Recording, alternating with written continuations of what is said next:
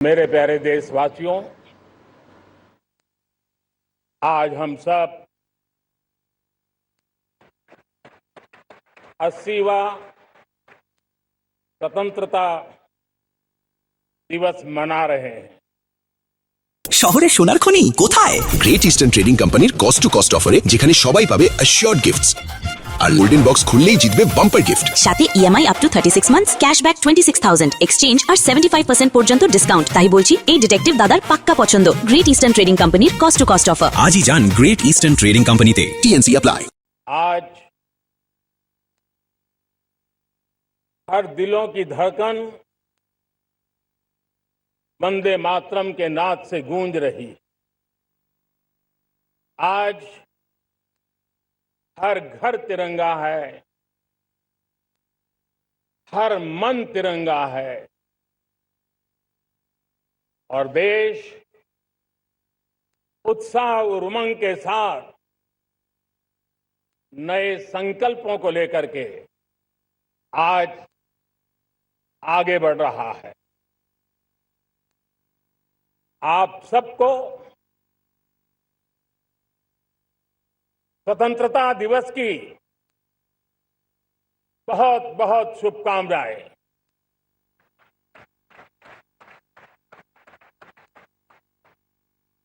देश आज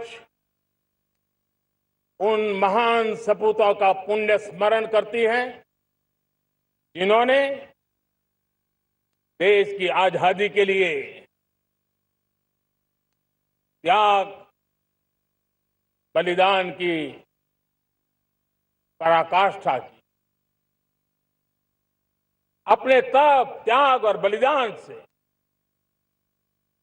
आजादी के एकमात्र लक्ष्य को लेकर के अपनी पूरी जिंदगी खपा दी। पूज्य बापू समेत सभी स्वातंत्र सेनानियों को बलिदान की महान परंपरा जगाने वाले महान क्रांतिकारियों को आज मैं श्रद्धापूर्वक नमन करता हूं।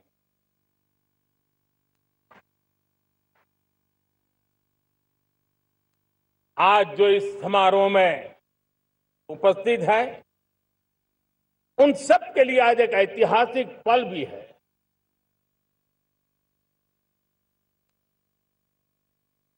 आजादी के बाद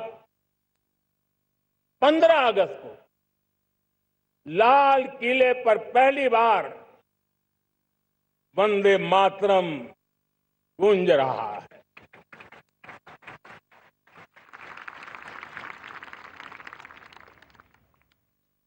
आज जब हम देश के लोग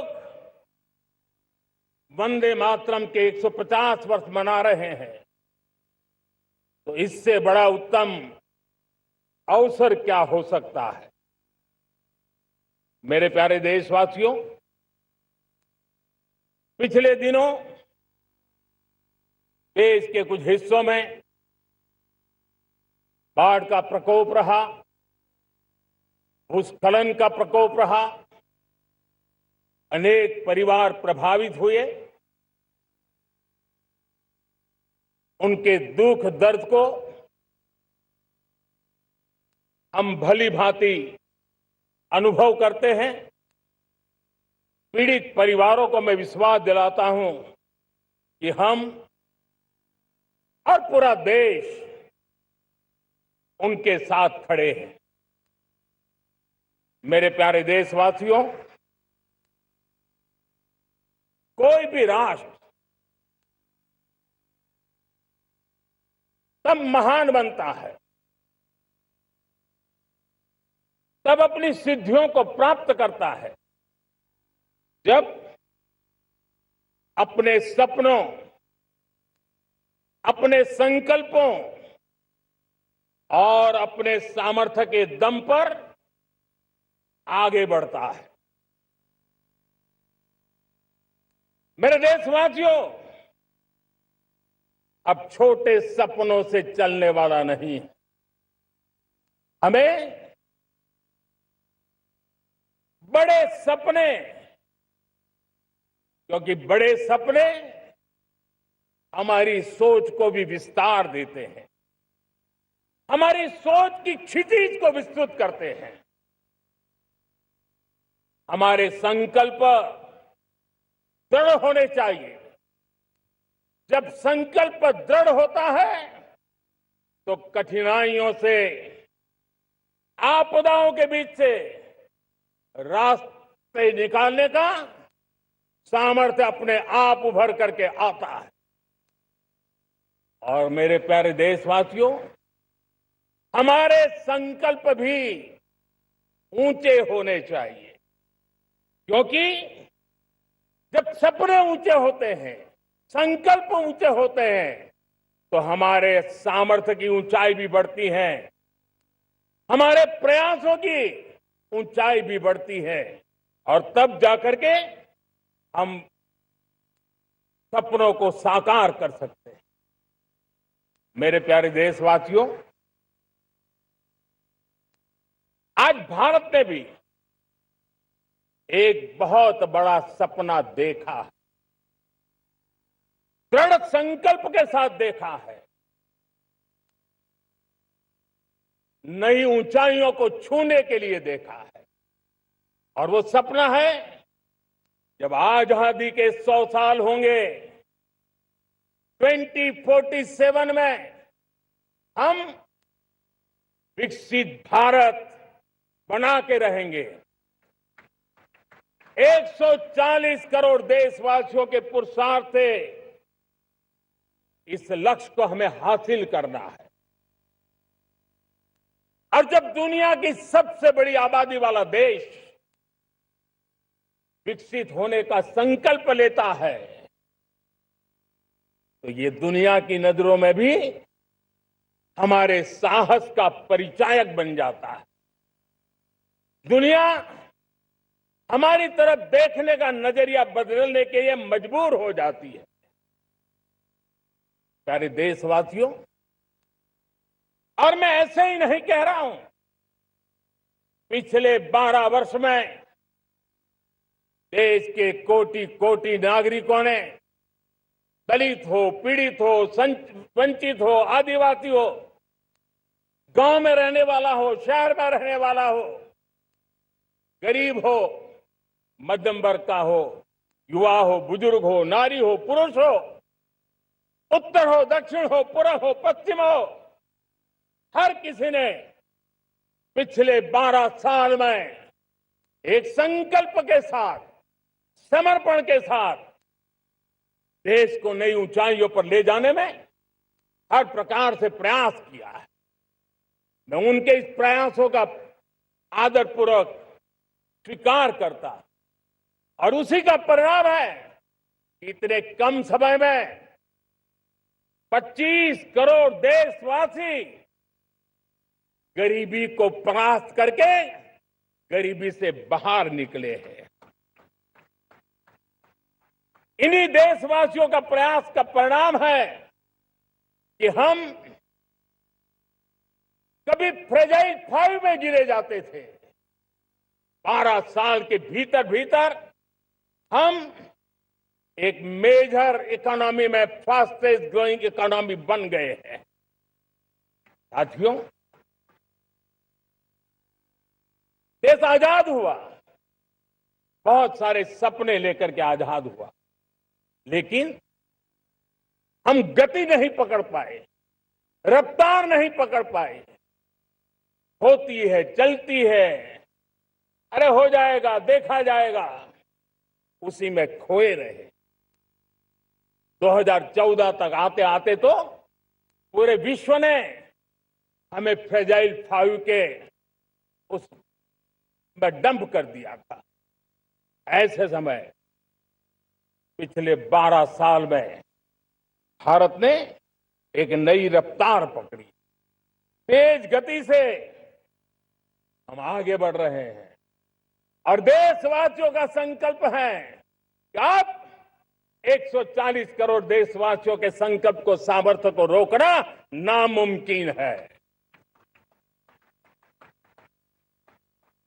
प्यारे देशवासियों, पिछले 12 वर्षों में डिफेंस प्रोडक्शन करीब 4 गुना, खादी और ग्रामोद्योग का उत्पादन करीब 5 गुना हुआ, इलेक्ट्रॉनिक मैन्युफैक्चरिंग करीब 7 गुना बढ़ा, आधुनिक रेलवे कोच का निर्माण 21 गुना बढ़ा, मोबाइल फोन उत्पादन 33 गुना बढ़ा। इतना ही नहीं, आधुनिक युग को देकर के भी डिजिटल और इनोवेशन की दुनिया में भी हमने अपना परचम लहराया। इंटरनेट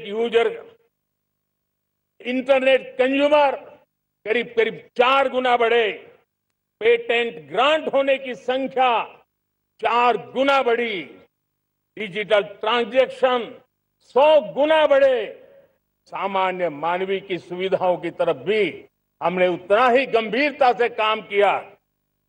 हर साल औसतन 15 गुना ज्यादा तेजी से हमने नल से जल कनेक्शन दिए।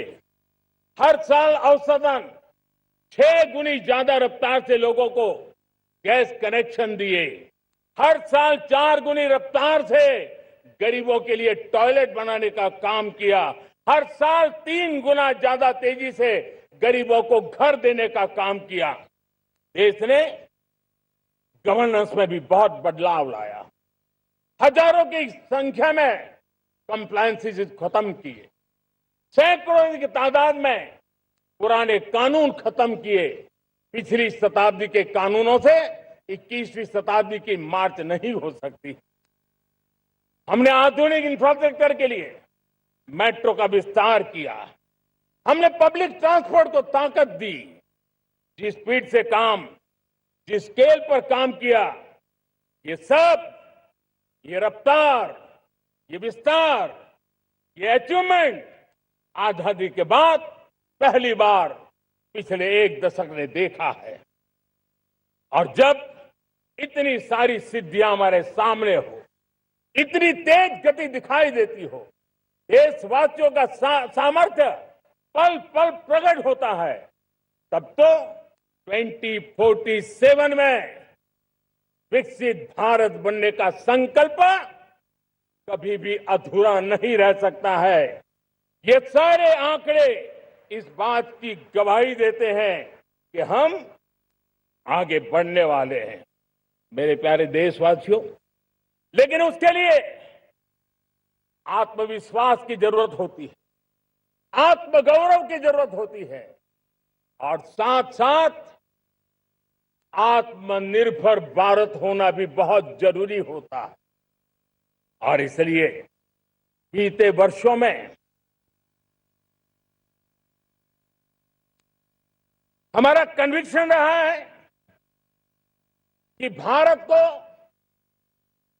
हमें अब दूसरे देशों पर निर्भर रह करके नहीं जीना चाहिए। हमें आत्मनिर्भर बनना चाहिए। दुनिया में बहुत कुछ मिलता है, सस्ता मिलता है, जल्दी मिल सकता है, लेकिन उससे हमारा सामर्थ्य तैयार नहीं होता, न हमारे सामर्थ्य की कसौटी होती है। और इसलिए हमें भी अपनी क्षमताओं को बढ़ाना है। अपने हितों की सुरक्षा हमें खुद को करनी है।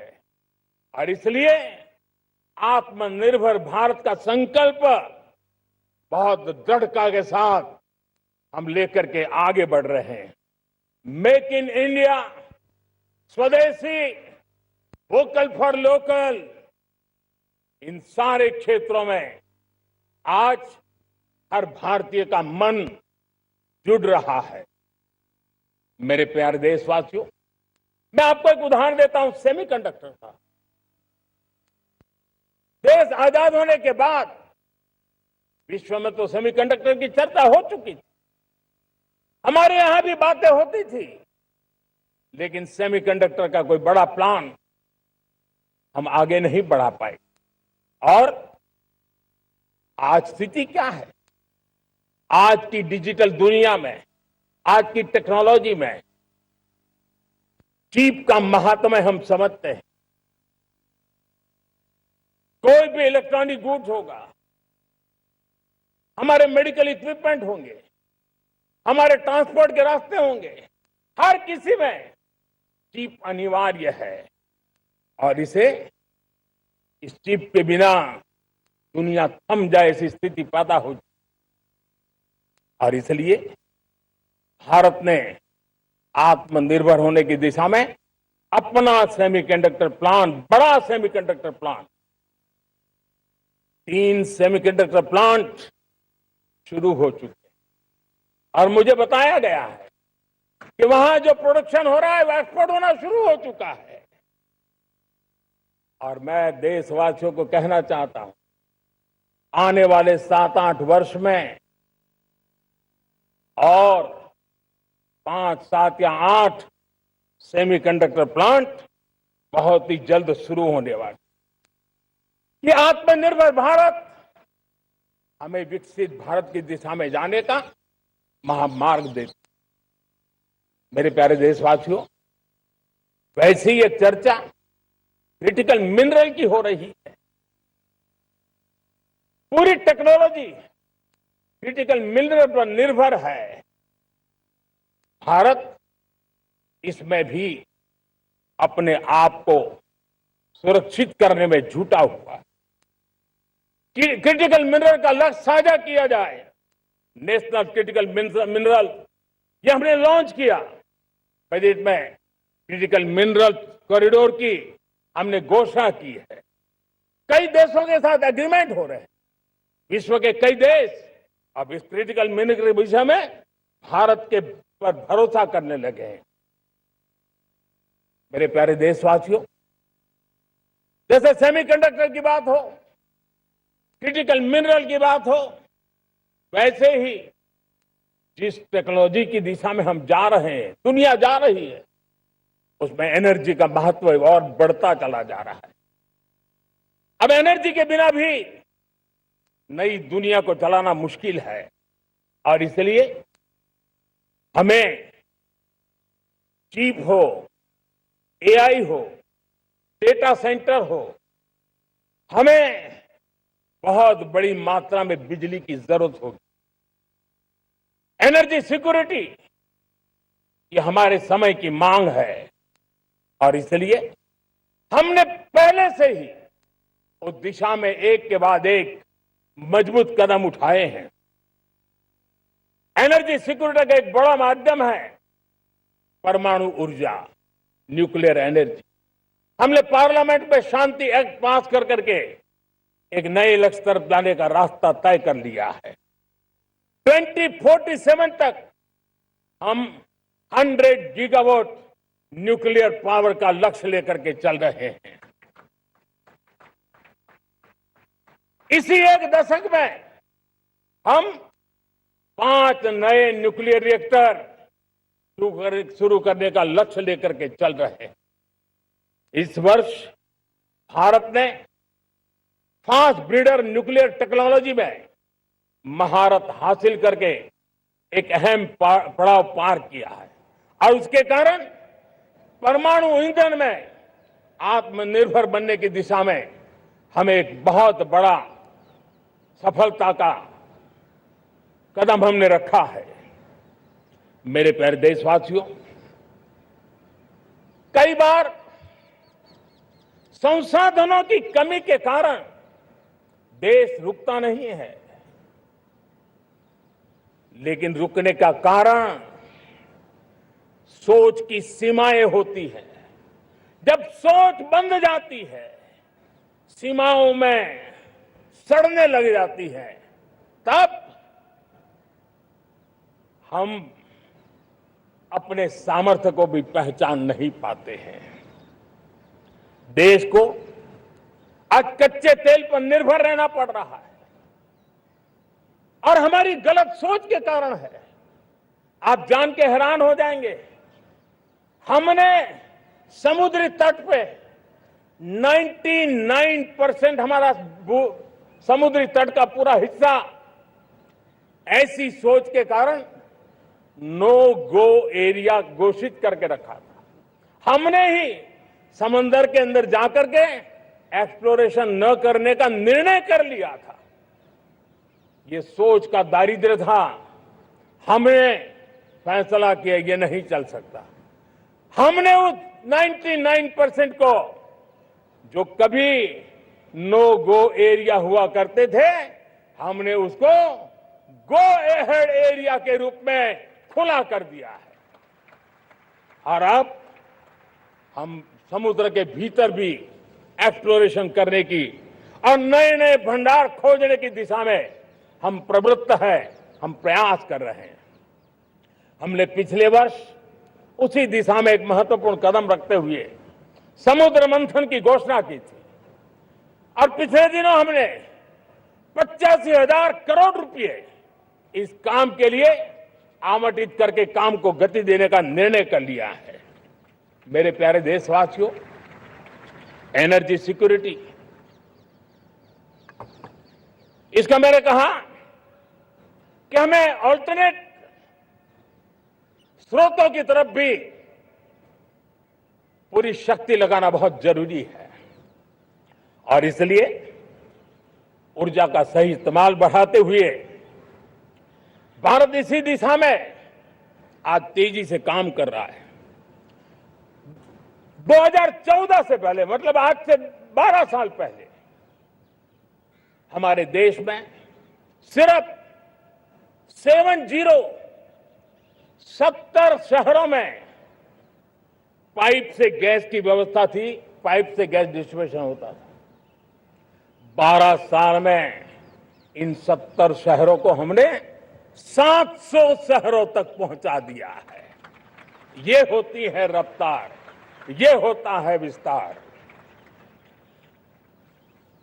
2014 के पहले मुश्किल से 20-22 लाख घरों में पाइप से गैस पहुंचता था।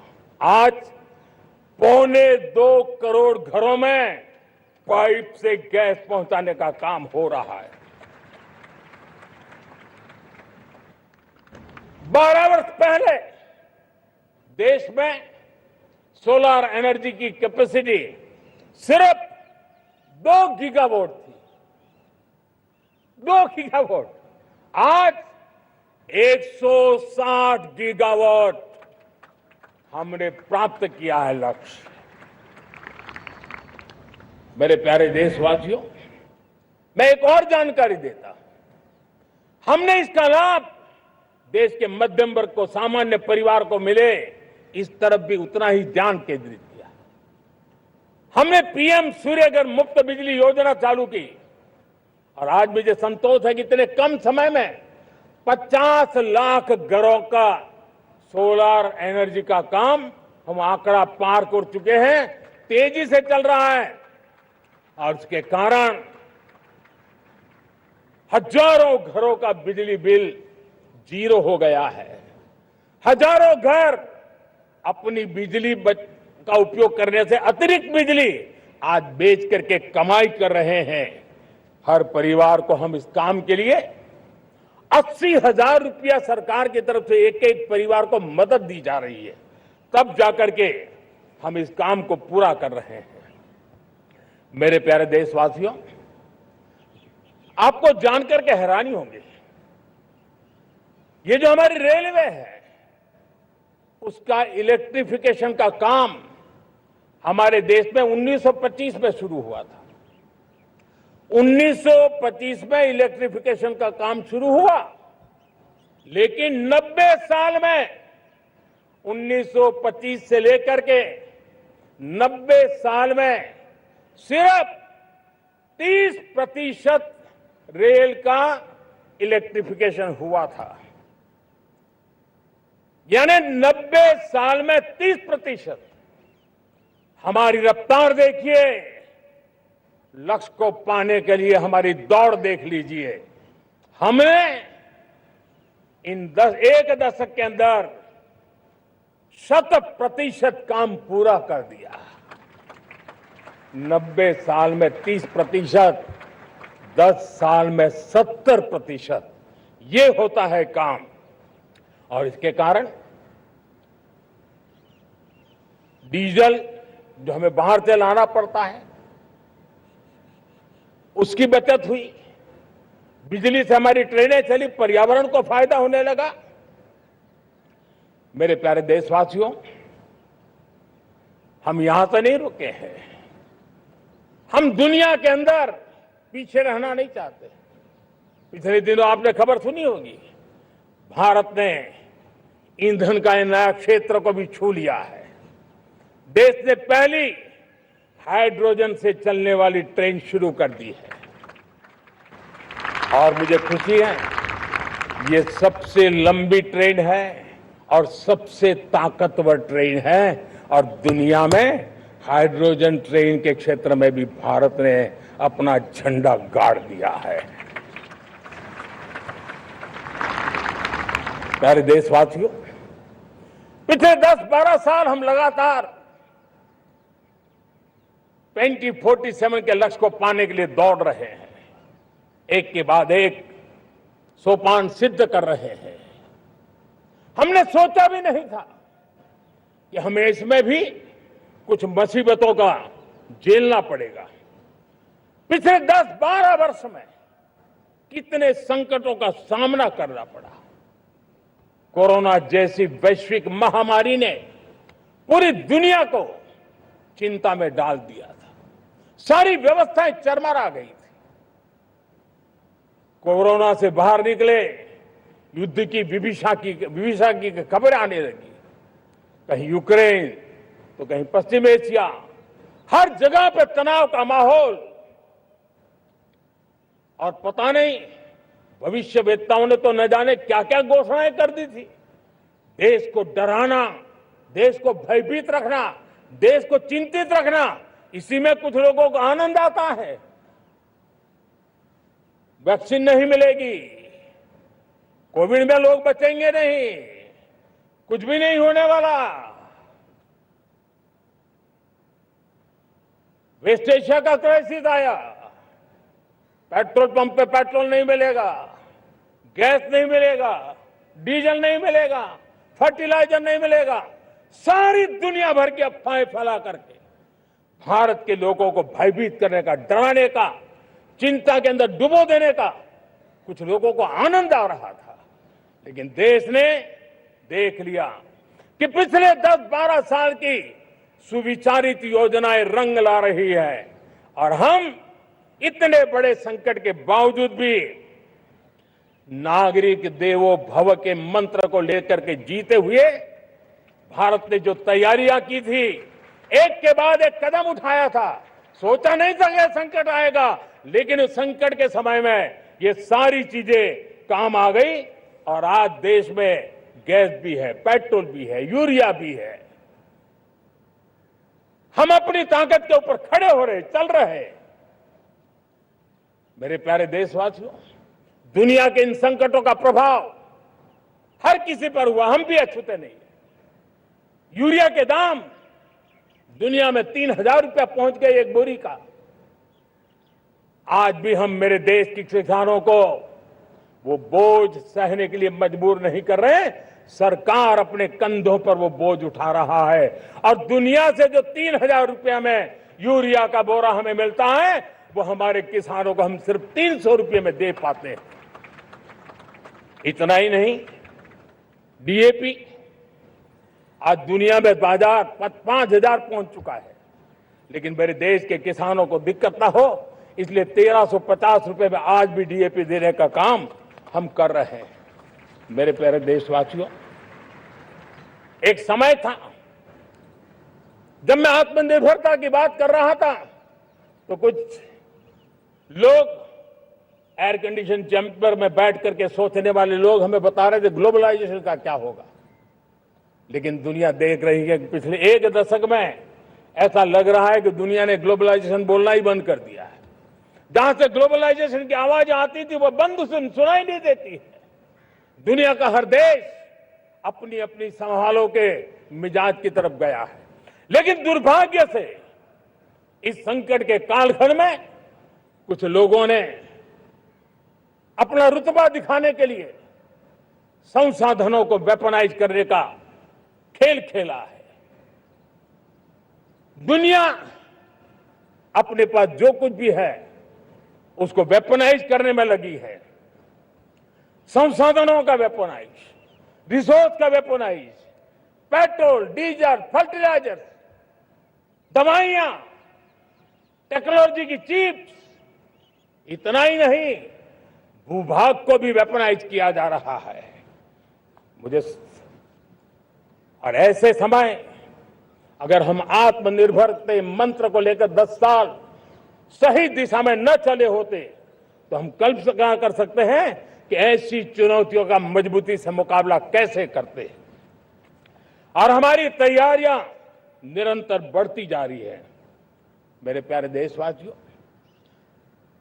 दूसरी तरफ आज भारत का प्रोफाइल पूरी तरफ बढ़ रहा है। आज भारत दुनिया के लिए एक स्वीकृत और सम्मानीय देश के रूप में बन रहा है। भारत के पास स्थिर पॉलिटिकल मैंडेट है, स्थिर सरकार है, भारत का वाइब्रेंट लोकतंत्र है, भारत का मजबूत न्याय तंत्र है और हम सबको दिशा देने वाला भारत का संविधान है। और अब दुनिया हमारे इन सामर्थ्य को पहचानने लगी है और इसलिए 2014 के बाद दुनिया करीब करीब 40 देशों के साथ हमारा FTA एग्रीमेंट हो रहा है। अब देखिए कितना बड़ा अवसर आया है। लेकिन ये जो ट्रेड एग्रीमेंट्स हुए हैं, ये एक बहुत बड़ा अवसर है और इसलिए खास करके मैं मेरे MSMEs को कहना चाहूंगा कि हमें इस मौके को छोड़ना नहीं है। दुनिया में हमें पहुंचना है। भारत के उत्पाद की हर चीज विश्व के बाजार में पहुंचे और चाहे हमारा टेक्सटाइल हो, हमारी मशीनरी हो, हमने दवाइयां हो, हमने मौका छोड़ना नहीं है। लेकिन वैश्विक जो पैरामीटर्स हैं, उस पैरामीटर को हमें पार करना होगा। हमें दुनिया से जो मिलता है उसे अच्छा देना पड़ेगा, दुनिया में जो मिलता है उसे सस्ता देना पड़ेगा। और पंजाब के लुधियाना से लेकर के तमिलनाडु के तिरुपुर तक हमारा टेक्सटाइल सेक्टर दुनिया में पहुंच सकता है। इतना ही नहीं, केरलम से लेकर के गुजरात और तमिलनाडु से लेकर के बंगाल, ये हमारा समुद्री तट, हमारे मछुआरे भाई बहन आज इस FTA के कारण हमारे श्रिप यानी झींगा, उसके एक्सपोर्ट की बहुत संभावना बनी है। हमारे सी फूड की दुनिया में पहुंच बनने की संभावना पड़ी हुई है। और इसलिए मैं चाहूंगा कि हम इस परिस्थिति का फायदा उठाते हुए, हम आगे चलते हुए, हम इन कामों को पार करने के लिए प्रयास करें। मेरे प्यारे देशवासियों, मैंने जो भूमिका आपके सामने रखी है, उसके पीछे 2047 का लक्ष्य इन मजबूत नींव पर खड़ा है। 2047 विकसित भारत का लक्ष्य हमने पिछले 10-12 साल में देशवासियों ने जो सामर्थ्य दिखाया है, उस सामर्थ्य का हिस्सा है। और इसलिए मेरे प्यारे भाइयों बहनों, सदी का 1/4 हिस्सा बीत चुका है और अगला 1/4 हमारे लिए अत्यंत महत्वपूर्ण है। अब हम रुक नहीं सकते हैं, हमारी गति नहीं रुक सकती है, हमारी दिशा तय हो चुकी है, हमें प्राप्त करके रहना है। और इसके लिए हमें अपना वर्क कल्चर बदलना होगा। हमारे वर्क कल्चर को बदलते हुए हमें हमारी सोच को भी बदलना होगा, हमें हमारे काम की गति को भी बदलना होगा। जो काम पिछले 5-7 दशक में नहीं हुए हैं, वो काम हमें आने वाले 5-7 साल में करने हैं।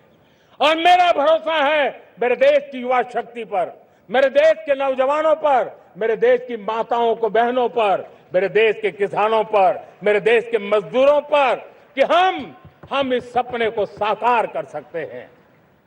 और इसलिए हमें रिफॉर्म की गति को भी आगे बढ़ाना है। और जब मैं रिफॉर्म की बात कर रहा हूं, रिफॉर्म नहीं हमारे लिए कोई कंपल्सन है, नहीं रिफॉर्म ये हमारे के लिए कोई बजबड़ है। हमारे लिए रिफॉर्म ये कन्विक्शन है। आउट ऑफ कन्विक्शन हम रिफॉर्म एक्सप्रेस पर चल पड़े हैं और हम आने वाले दिनों में भी नेक्स्ट लेवल रिफॉर्म की ओर बढ़ने वाले हैं। और इसलिए सरकार, समाज, उद्योग, उत्पादक, किसान, हर किसी ने अपनी ट्रेडिशनल व्यवस्थाओं में रिफॉर्म करना पड़ेगा, सोच में रिफॉर्म करना होगा, अपने लक्ष्यों को रिफॉर्म करना होगा। और इसलिए मेरे प्यारे देशवासियों, हमें एक निश्चित दिशा में को लेकर के चलना होगा। मैं आज उस युग को भी याद करना चाहूंगा जब देश, भारत का सामर्थ्य सप्त सिंधु के रूप में हम जानते थे, हम समझते थे, हम सुनते थे। अब विकसित भारत बनाने के लिए हमें नई धारा चाहिए। आज लाल किले की प्राचीर से मैं देश के सामने शक्ति की सप्त धारा का आवाहन करता हूं। आने वाले 5-7 साल में जो पिछले 5-7 दशक में नहीं हुआ, वो सप्त धारा के सामर्थ्य से, शक्ति से हम देश को नई ऊंचाई, नई गति देंगे और नए लक्ष्यों को पार करने वाला सामर्थ्य देंगे। और इसके साथ साथ देश की युवा शक्ति का सामर्थ्य का भरपूर राष्ट्र निर्माण में उपयोग होगा, उनकी शक्ति जोड़ी जाएगी। आने वाले दिनों में जब मैं सप्तधारा की बात करता हूं, सप्तधारा की पहली शक्ति है मैन्युफैक्चरिंग पावर। मेरे प्यारे देशवासियों, हमें मैन्युफैक्चरिंग सेक्टर को बहुत आगे बढ़ाना होगा और प्रोडक्शन बढ़ाने के साथ साथ हमें छोटे छोटे पुर्जे भी बनाने हैं और बड़े बड़े प्रोडक्ट भी बनाने हैं। पूरा वैल्यू चेन हमारा होना चाहिए और उसे लेकर के चलना। हमें कंपोनेंट भी चाहिए और हमें कंप्लीट मैन्युफैक्चरिंग भी चाहिए, कंप्लीट प्रोडक्ट भी चाहिए। डिजाइन से लेकर मैन्युफैक्चरिंग तक भारत को ग्लोबल सप्लाई चेन का भरोसामंद केंद्र बनना होगा। इसके लिए मैं 3 चीजों पर विशेष जोर देना चाहता हूं।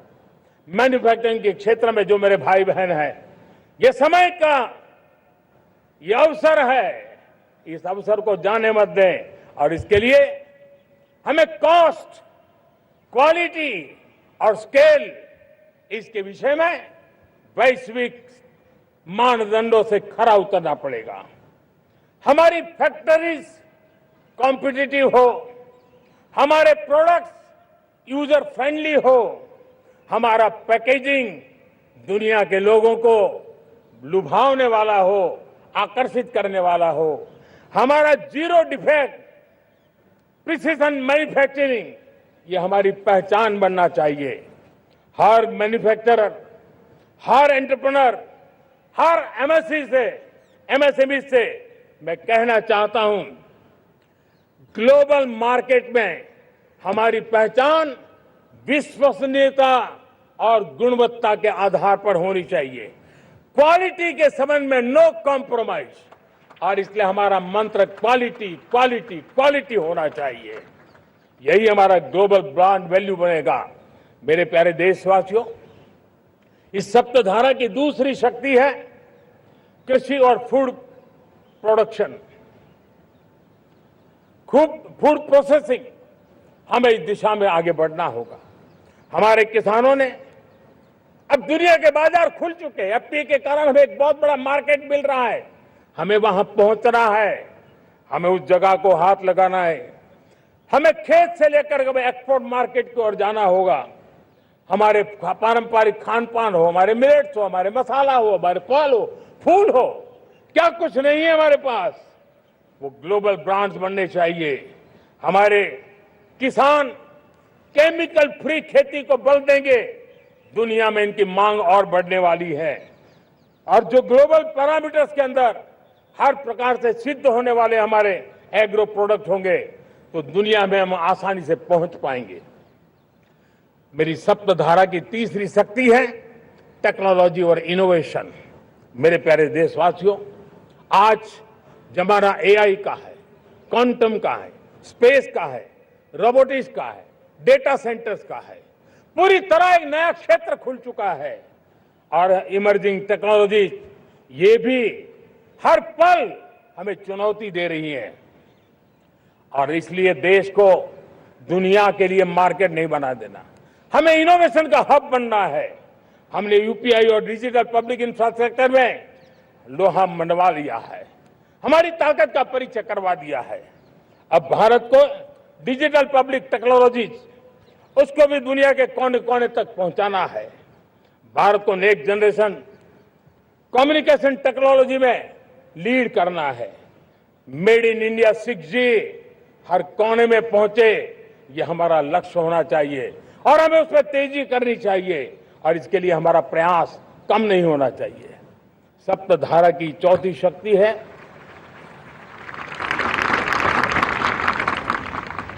गति शक्ति।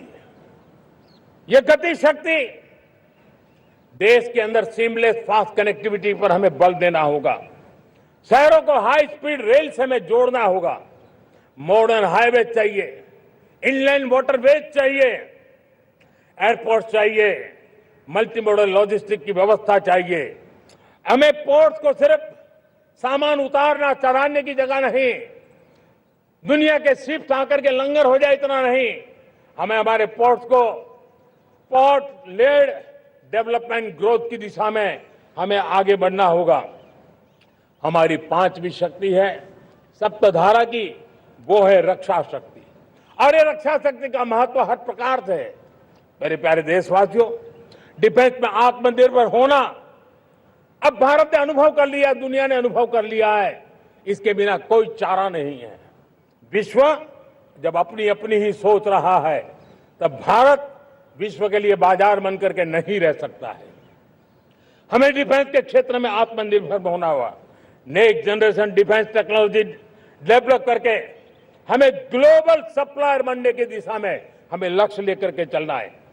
हमें ड्रोन, काउंटर ड्रोन सिस्टम को विकसित करना होगा और हाइपरसोनिक डिफेंस टेक्नोलॉजीज उस पर हमें लीडरशिप लेनी होगी। साथियों, साइबर सुरक्षा भी आज हर घर के लिए एक समस्या बन रही है। वो भी एक रक्षा का क्षेत्र है जिसमें हमारे युवाओं की जो सामर्थ्य है, उस सामर्थ्य का उपयोग हम देश के और दुनिया के लिए कर सकते हैं। हमारी सप्तधारा की छठी शक्ति है ग्रीन इकोनॉमी, ब्लू इकोनॉमी, जो ग्रीन जॉब को भी जन्म देती है। हमें green hydrogen, renewable energy, energy storage, green mobility, green manufacturing in global scale हमें पा करके रहना है। हमें दुनिया जब ग्लोबल वार्मिंग की चर्चा करती रहती है, हम रास्ते खोजते रहते हैं, हम समस्याओं का समाधान दे रहे हैं और भारत ये ग्रीन मूवमेंट का बहुत बड़ा सामर्थ्य लेकर के चलिए। भारत के पास ब्लू इकोनॉमी के लिए भी बहुत बड़ा अवसर है। बहुत बड़ा लंबा हमारा कोस्ट लाइन है। ब्लू इकोनॉमी के लिए बहुत बड़े अवसर है। फिशरीज है, कोस्टल टूरिज्म है, ओशन टेक्नोलॉजी है। ऐसे कितने ही क्षेत्र हैं जिसमें हम आगे बढ़ सकते हैं। मेरे प्यारे देशवासियों, भारत सप्तधारा की जब बात करके लेकर चला है तब हमारी सातवीं धारा है और दुनिया के लिए इसका अपना भी एक महत्व है और वो है भारत का सॉफ्ट पावर। भारत के सॉफ्ट पावर की ताकत है।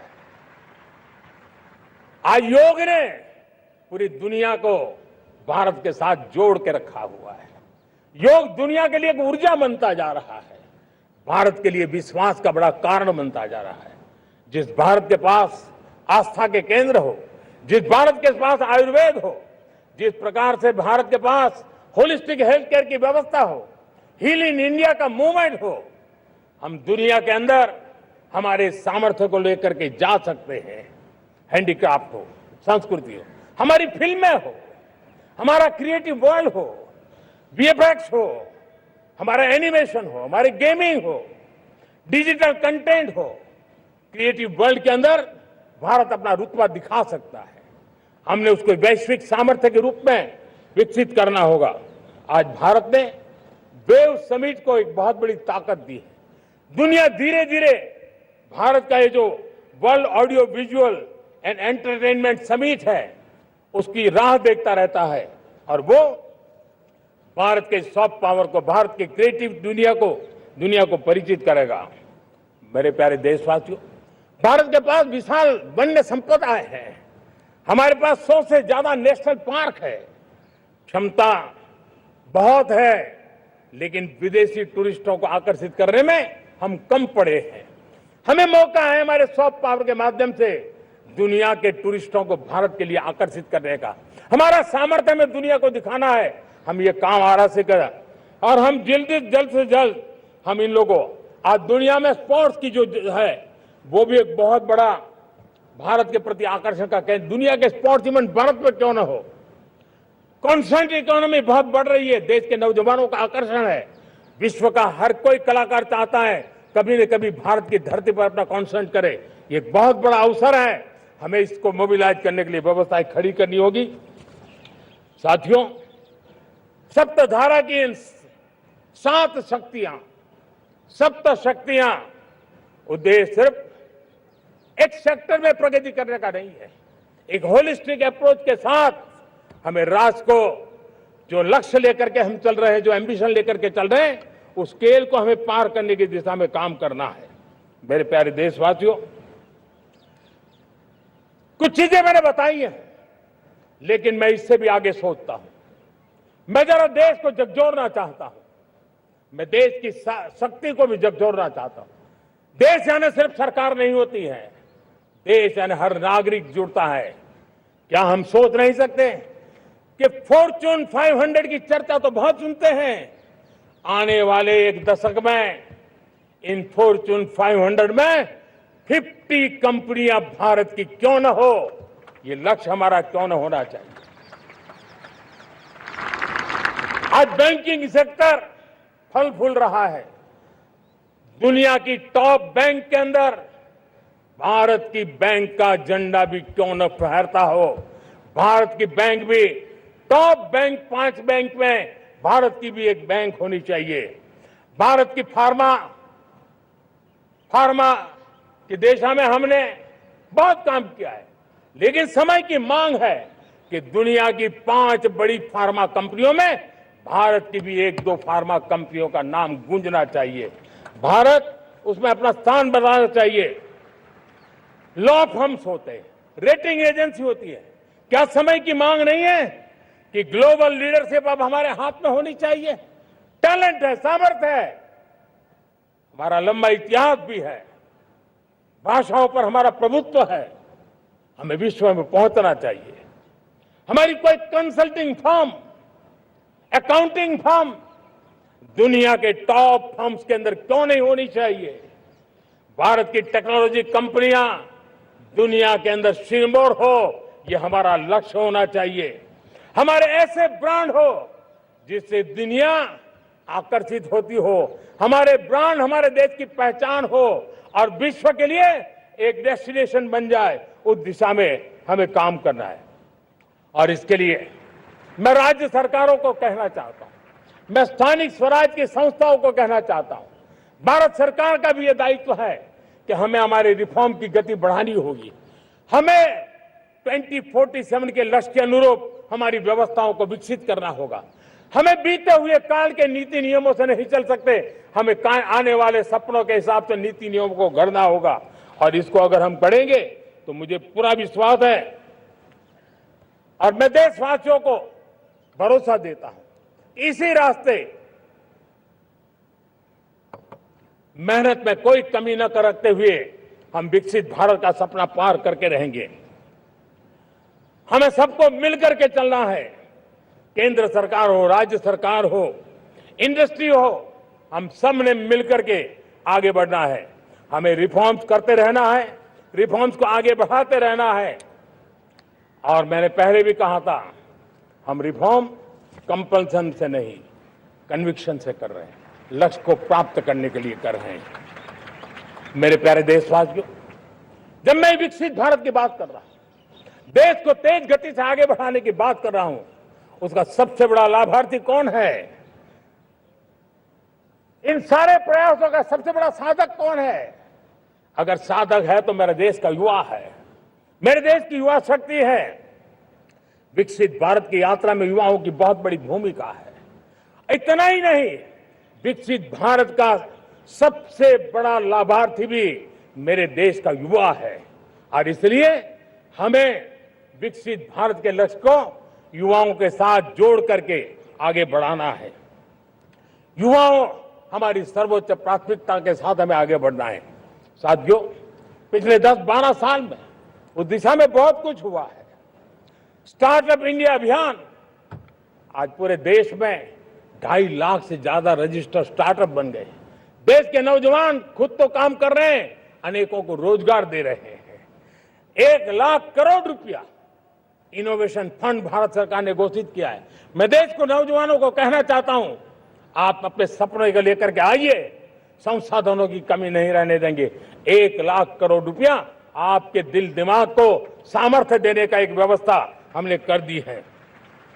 रिसर्च के नए अवसर मिले, डिजिटल इंडिया के नए सस्ते डेटा, ये युवाओं को सशक्त किया। दुनिया में सस्ता डेटा कहीं है तो भारत की धरती पर है और देश के नौजवानों को नई ताकत दी है। स्किल इंडिया हमने नेशनल प्रोग्राम बनाया है। स्पेस सेक्टर को हमने ओपन कर दिया। नेशनल ड्रोन पॉलिसी हमने बनाई है। खेलो इंडिया पॉलिसी बनाई है। 35 वर्षों तक एजुकेशन पॉलिसी नहीं थी, नई एजुकेशन पॉलिसी लेकर के आए हैं और इसका फायदा मिडिल क्लास के परिवारों को हुआ है।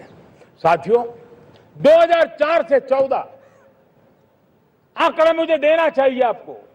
2004 से 14 हमारे देश में 350 से भी कम यूनिवर्सिटी थी और आज 10-12 साल के भीतर भीतर करीब 650 नई यूनिवर्सिटी जुड़ चुकी है। करीब 1000 का आंकड़ा हम पहुंच रहे हैं। 2014 के पहले मेडिकल की सिर्फ 400 सीटें हुआ करती थी, आज करीब 850 सीटें मेडिकल की हो रही है। इतना ही नहीं, अब विदेशी यूनिवर्सिटी भी भारत की धरती पर आ रही है। भारत के अंदर विदेशी यूनिवर्सिटी की डिग्री मेरे नौजवान को मिले, इसका प्रबंध भी हो चुका है। हमारे देश के युवा मन बचपन से ही टेक्नोलॉजी की तरफ आकर्षित हो, उस दिशा में हम काम कर रहे हैं और इसलिए हमने करीब 10,000 से अधिक अटल टिंकरिंग लैब छोटे छोटे बच्चों के हवाले कर दी है ताकि उनका इनोवेशन और टेक्नोलॉजी के अंदर उनका मन बने। 12 वर्ष युवा, हमने अनेक रास्ते खोले। हम स्टार्टअप ओपन कर दिया। आपने देखा होगा भारत के प्राइवेट स्टार्टअप 28 साल की एवरेज उम्र के बच्चों ने, नौजवानों ने दुनिया में पहले ही ट्रायल में अपना सैटेलाइट लॉन्च कर दिया और रॉकेट लॉन्च कर दिया। उन्होंने बहुत बड़ा काम कर दिया साथियों। आज करीब 2.5 लाख से ज्यादा रजिस्टर्ड स्टार्टअप है। हमने पिछले दिनों एआई इंपैक्ट समिट किया था। एआई का विस्तार बहुत तेजी से बढ़ रहा है। लाल किले से मैं देश के नौजवानों के लिए घोषणा करना चाहता हूं। हमने तय किया है कि आने वाले 1 वर्ष में 1 करोड़ युवाओं को एआई स्किल के लिए ट्रेनिंग देने का हम काम करेंगे ताकि हमारा देश का नौजवान एआई की दुनिया में भी नेतृत्व करने का सामर्थ्य। मेरे साथियों, बायो इकोनॉमी एक नया क्षेत्र है।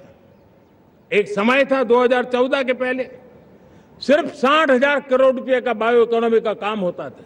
मेरे देश के नौजवान, आपने क्या कमाल कर दिया है। देखिए, नीतियां जब सही होती है, लक्ष्य जब साफ होता है, तो मेरे देश के नौजवान कैसा करके दे। बायो इकोनॉमी में देश की युवा शक्ति ने सामर्थ्य दिखाया। 2014 के पहले जो 60,000 करोड़ का कारोबार था, आज वो कारोबार बायो इकोनॉमी 20 लाख करोड़ पहुंच चुकी है। दोस्तों,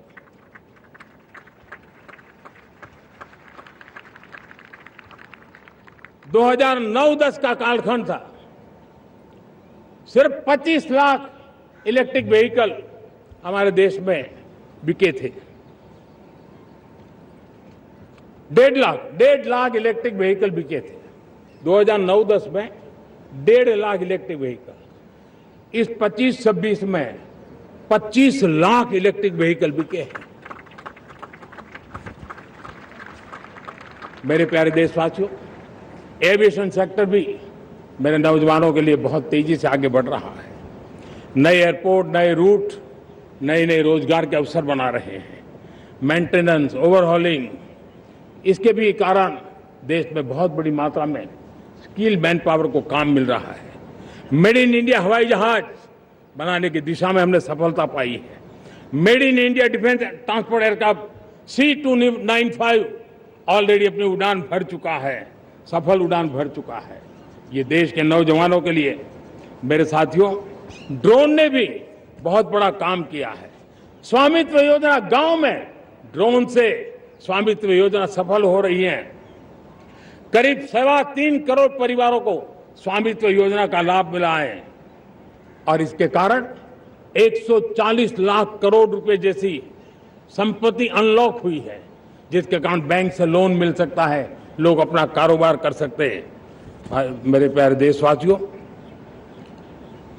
हमारे मध्यम वर्गीय परिवारों के सामने एक बहुत बड़ा बोझ बन चुका है कोचिंग क्लासेस की स्पर्धा।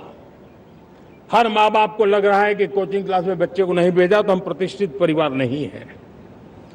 इन गरीब और मिडिल क्लास परिवारों की हम चिंता करते हुए हजारों करोड़ रुपए का उनका खर्च है वो भी बचे, बेटे भी अपने आसपास रह सके, उनकी देखभाल हो सके, परिवार पर आर्थिक बोझ ना आए।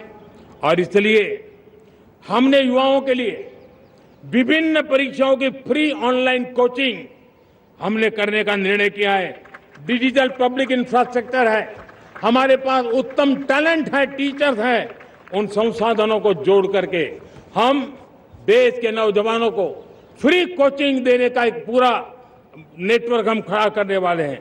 मेरे प्यारे देशवासियों, मैं हमेशा कहता आया हूं, जो खेले वो खिले।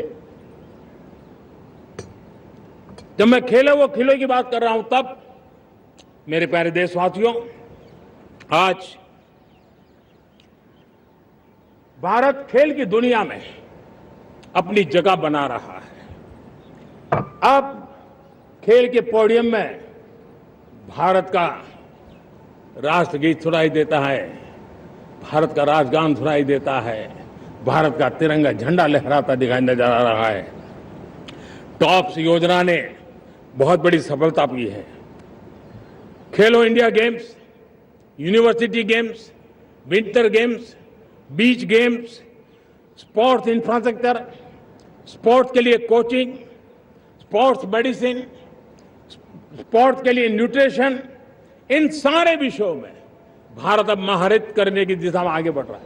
नौजवानों के लिए पूरा नया क्षेत्र, खिलाड़ी न बन सके तो उसकी सपोर्ट सिस्टम में भी बहुत बड़ा क्षेत्र खुल रहा है। स्पोर्ट्स की दुनिया में भारत का प्रदर्शन बेहतर होता रहा है और हम 2036 में ओलंपिक के मजबूत दावेदार बनकर के आगे बढ़ रहे हैं और 2030 में कॉमनवेल्थ गेम्स को भारत होस्ट करने वाला है। और मेरे साथियों, दुनिया में जो ओलंपिक की खेल होते हैं, करीब 40 प्रकार के गेम होते हैं और करीब 350-350 स्पर्धाएं होती हैं ओलंपिक में। और आपको जानकर के दुख होगा मेरे देशवासियों, मेरे नौजवानों, मैं आपको चुनौती देता हूं, मैं आह्वान करता हूं, मैं आपकी मदद चाहता हूं। 350 जितने स्पर्धाओं में भारत 2/3 खेलों में कहीं होता ही नहीं, हमारी मौजूदगी नहीं होती, हम क्वालिफाई नहीं होते हैं।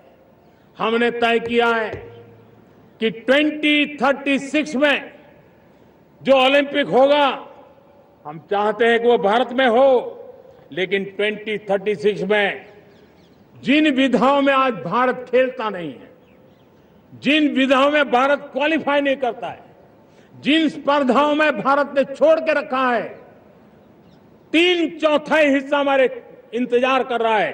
भारत उस पर बल देगा और इसके लिए हम टैलेंट हंट का एक अभियान भी चलाना चाहते हैं। हमें अगर 2036 के लिए खिलाड़ी चाहिए तो आज जो 5 साल, 10 साल, 15 साल की उम्र के नौजवान हैं, बेटे हैं, उनके तरफ ध्यान देना होगा, उन बेटियों पर ध्यान देना होगा।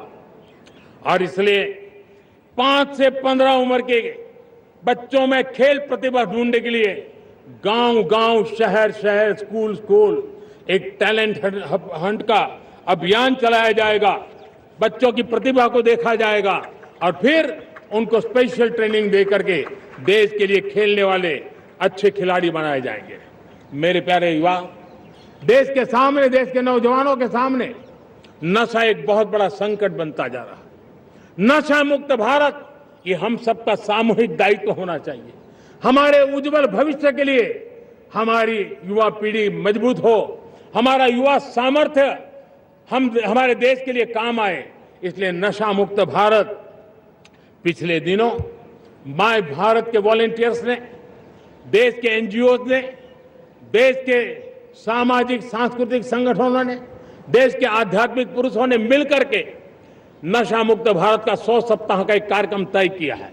100 सप्ताह तक एक अभियान चलने वाला है। मैं हर परिवार को कहना चाहता हूं कि आप भी इस अभियान का हिस्सा बने, आप इसके साथ जुड़िए और देश के नशा मुक्त भारत के सपने को पूरा करने के लिए आप आगे आइए।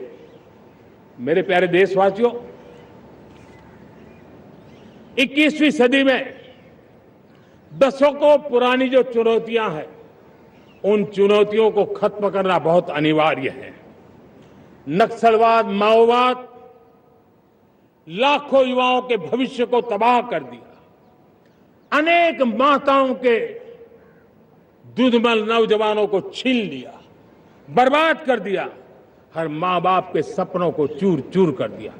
इस नक्सलवाद ने 4 दशक तक हिंदुस्तान के बहुत बड़े हिस्से को, बहुत बड़ी आबादी को दबोच करके रखा था, बंदूक के नोक पर दबोच करके रखा था, संविधान की धज्जियां उड़ा दी थी और देश के सामान्य नागरिकों की रक्षा में 3,500 से ज्यादा हमारी पुलिस के, सुरक्षा बल के जवान शहीद हो गए।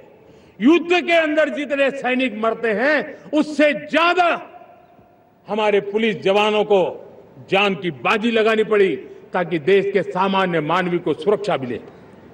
ये नक्सलवाद ने धरती को लहूलुहान कर दिया था। 2014 में आपने जब हमें मौका दिया, उसी दिन हमने संकल्प लिया था कि हम देश को नक्सलवाद से मुक्त करेंगे। और आज मुझे खुशी है कि नक्सली माओवादी हिंसा आखिरी सांस भी शायद रहने की अब तो ताकत नहीं रही है।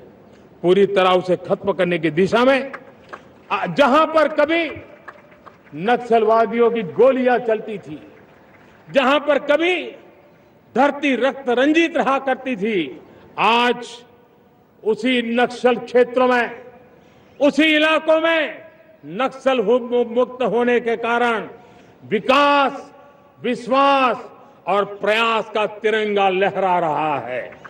मेरे प्यारे देशवासियों, लेकिन इस चुनौती को हमने कम नहीं आंकना है। इस चुनौती से हमें और भी सावधान रहने की जरूरत है। वर्षों तक देश की सत्ता में माओवादी सोच के लोग गलियारों में अपनी जगह बना करके बैठे थे। सरकारी कमेटियों में सलाहकार के रूप में भी ये माओवादी सोच ने नीतियों को प्रभावित किया था। मेरे प्यारे देशवासियों, जंगलों में हमें हथियारी नक्सलों का खात्मा बुलाने में, उस संकट से देश को मुक्त कराने में सफलता मिली है। लेकिन हथियारी नक्सल तो गए, लेकिन दिमागी नक्सल, ये दिमागी नक्सल मौके की तलाश में है, हिंसा अराजकता के वो रास्ते खोज रहे हैं, समाज को गलत राह पर घसीटने के लिए भांति भांति के दांव कर रहे हैं। इन दिमागी नक्सलियों को पहचानना होगा, इन दिमागी नक्सलियों को आइसोलेट करना होगा और राष्ट्र को विकसित राष्ट्र बनाने की मुख्य धारा की ओर देश की युवा पीढ़ी को जोड़ना होगा। मेरे प्यारे देशवासियों, सुरक्षित भारत बनाना हम सबका दायित्व है। चुनौती सीमा के भीतर हो या सरहद से बाहर, भारत हर परिस्थिति के लिए तैयार है। आज युद्ध का नेचर बदल रहा है। अब युद्ध सीमा पर ही होता है, गारंटी नहीं है। आज युद्ध सीमा के अंदर, कहीं रिफाइनरी पे जाकर के, कहीं बैंकिंग सेक्टर को जाकर के, कहीं डेटा सेंटर को जाकर के, एक प्रकार से लड़ाई का नया रूप, इंफ्रास्ट्रक्चर तोड़े जा रहे हैं, फैक्ट्रियां तोड़ी जा रही है। हमने मिशन सुदर्शन चक्र की पिछले सालों घोषणा की थी, बहुत तेजी से उस पर काम चल रहा है। आज डिफेंस एक्सपोर्ट हमारा करीब 50 गुना बढ़ा है। करीब 100 देशों में हमारे अस्त्र शस्त्र पहुंच रहे हैं। वैश्विक पटल पर भारत की प्रतिष्ठा धीरे धीरे बढ़ रही है। बदलते हुए समय में अस्त्र शस्त्र की तरफ काम करना है, सैन्य बलों का सामर्थ्य बढ़ाना है, लेकिन साथ साथ नागरिकों को भी तैयार करना होगा।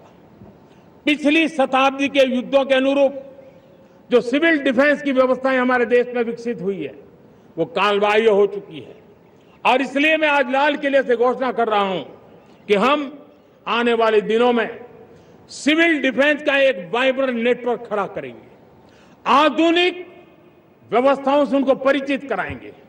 आधुनिक संकटों से नागरिकों को रक्षा करने की क्या व्यवस्था हो सकती है, एक बहुत बड़ा वॉलेंटरी फोर्स सिविल डिफेंस का आधुनिक चुनौतियों को पार करने वाला हम बनाने वाले हैं। मेरे प्यारे देशवासियों, राष्ट्र के निर्माण में आज हमारी बहनों बेटियों का योगदान हम सबके लिए बहुत बड़ा प्रेरणा का कारण बना हुआ है। फाइटर जेट हो या सिविल एविएशन, हमारी बेटियां सबसे आगे दिखाई दे रही है। खेलकूद का मैदान हो, हमारी बेटियां आगे दिखाई दे रही है। स्टेम एजुकेशन में भर्ती होने की प्रक्रिया हो, सबसे ज्यादा हमारी बेटियां आगे दिख रही है। आज सेना में भी एनडीए से जो बेटियां निकली है, वो बड़े रौब के साथ देश की सेना का नेतृत्व करने का सामर्थ्य दिखाने लगी है। मेरी बेटियों की ताकत कैसी है। मैं पिछले दिनों साणंद में एक सेमीकंडक्टर प्लांट में गया, वहां आदिवासी बेटियां, देश के अलग अलग कोने से आई हुई बेटियां काम कर रही थी। वो उस गांव से आई थी जिन्होंने पासपोर्ट क्या होता है पता तक नहीं था। वो बेटियां विदेशों में गई, ट्रेनिंग लेकर के आई और आज चिप निर्माण का काम कर रही है और बड़े कॉन्फिडेंस, मैं जो उनका कॉन्फिडेंस देखा, मैं सचमुच में बहुत प्रभावित हुआ था। आज 3 करोड़ बहनों को हमने लखपति दीदी बनाने का लक्ष्य तय किया था, उसको पार कर लिया। अब हम 6 करोड़ लखपति दीदी बनाने के लक्ष्य को लेकर के आगे बढ़ रहे हैं।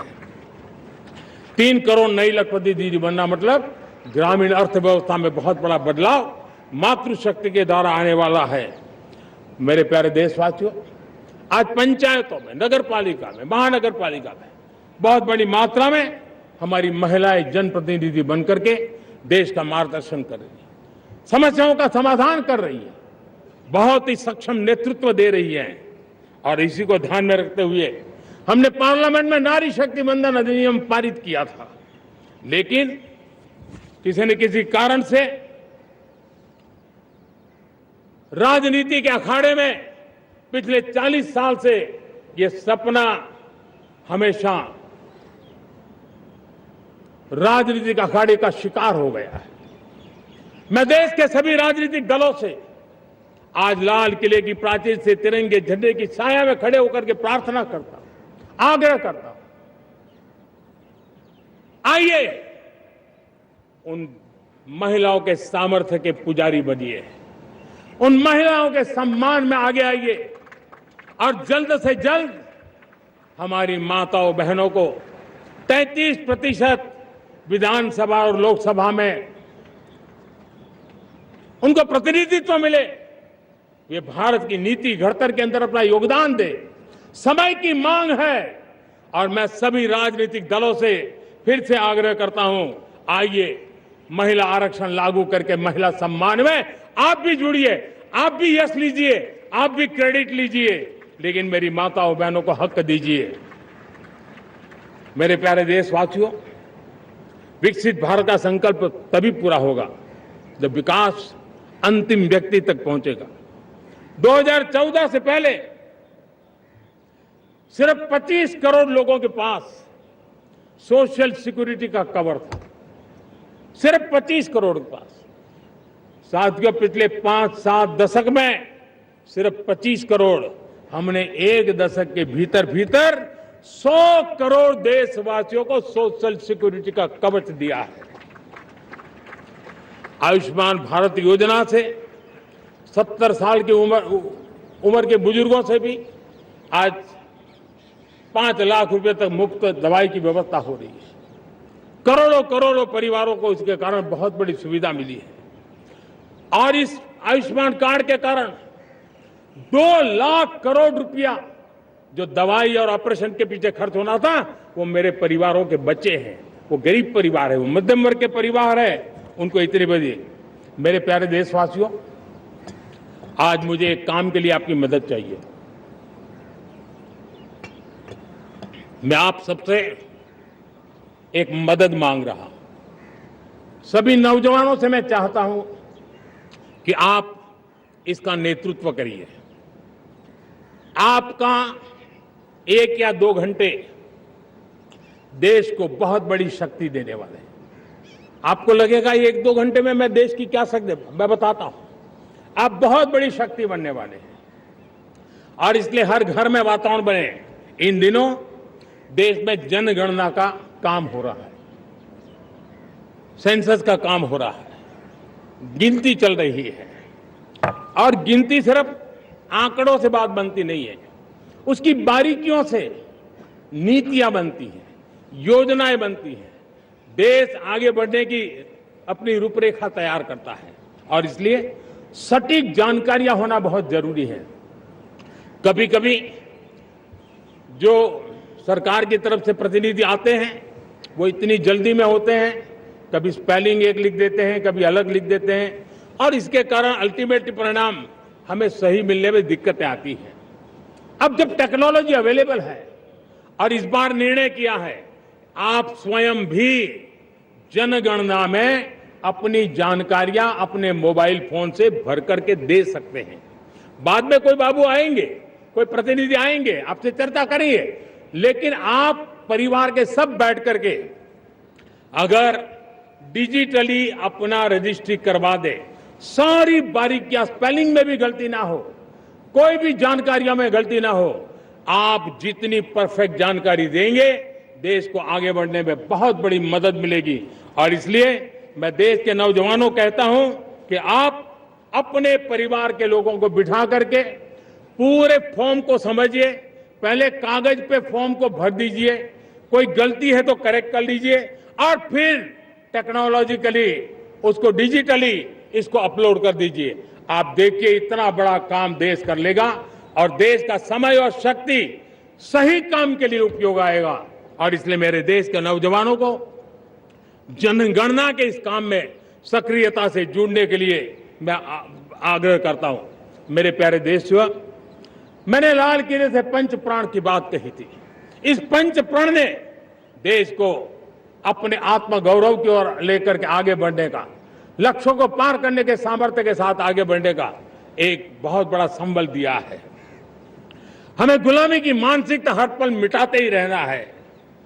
जिस भारत का सपना नेताजी सुभाष चंद्र बोस ने देखा था, बाबा साहब आंबेडकर ने देखा था, पंडित नेहरू ने देखा था, सरदार पटेल, भगत सिंह, सुखदेव राजगुरु ने देखा था, डॉक्टर श्यामा प्रसाद मुखर्जी ने देखा था, भगवान बिरसा मुंडा ने देखा था, ज्योतिबा फुले ने देखा था, उन सब से प्रेरणा लेकर के हम आगे बढ़े। आइए इस संकल्प को हम दोहराए, स्वयं से ऊपर राष्ट्र का हित हो, स्वयं से ऊपर राष्ट्र का हित हो और कर्तव्य ही हमारी पहचान हो। मैं सभी देशवासियों से कहूंगा, समय हमारा है। मैं सभी देशवासियों से कहूंगा, समय हमारा है, अवसर हमारा है, संकल्प हमारा है। आइए सपनों को संकल्प बनाए, संकल्प को सामर्थ्य बनाएं और सामर्थ्य को सफलता में बदल के रहें। आइए हर कदम को विकास का कदम बनाएं, कदम से कदम मिलाएं, मन से मन मिलाएं, लक्ष्य से जुड़े रहे। एक दीप से जले दीप हजारों, आओ मिलकर विकसित भारत बनाएं। इसी एक भावना के साथ इस मंगल पर्व पर आप सबको अनेक अनेक शुभकामनाएं।